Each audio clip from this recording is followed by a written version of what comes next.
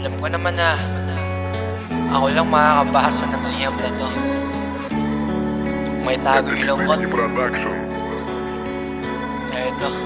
Tinatagong alaala ko na lang ang nangyayari sa'kin, di ko rin alam. Madalas na rin kasing nagbubulag-bulagan at ayokong marinig ang mga di pang karaniwan, tipong gustong lumayo, tumakbo para lang matakasan kalungkutan na aking dinadamdam. At alaalay nalimutan ng mga ilang oras nung pag-uwi ng bahay nakaalay na rosa. Kung pwedeng wag ko nang balikan, lalo kung nakakatakot ang mga nagdaan, nakaraan na itinapon at sa legal lumalamang madilim nitong kahapon, di kapayapaan.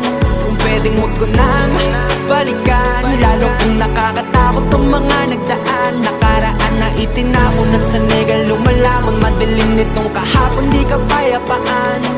Kapayapaan di pa rin nagniningning at medisina ko na sana sa tuwing nalulugmok. At alam ko naman na kailangan lagi ng kausap, kaso medyo nag-iba, parang di umuusad. Yung aking natandaan mula nung nawala ka na, kung pwede lang maibalik ko pa.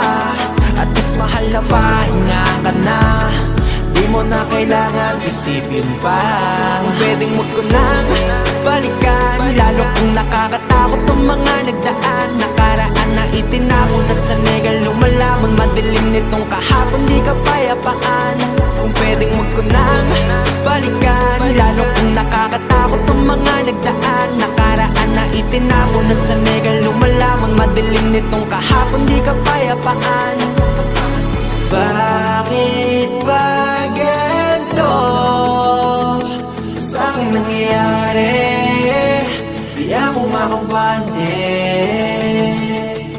Bakit ba ganito sa'kin nangyayari? Di ako makampante. Kung pwedeng wag ko nang balikan, lalo kung nakakatakot ang mga nagdaan, nakaraan na itinapon at sa legal lumalamang madilim nitong kahapon, di kapayapaan.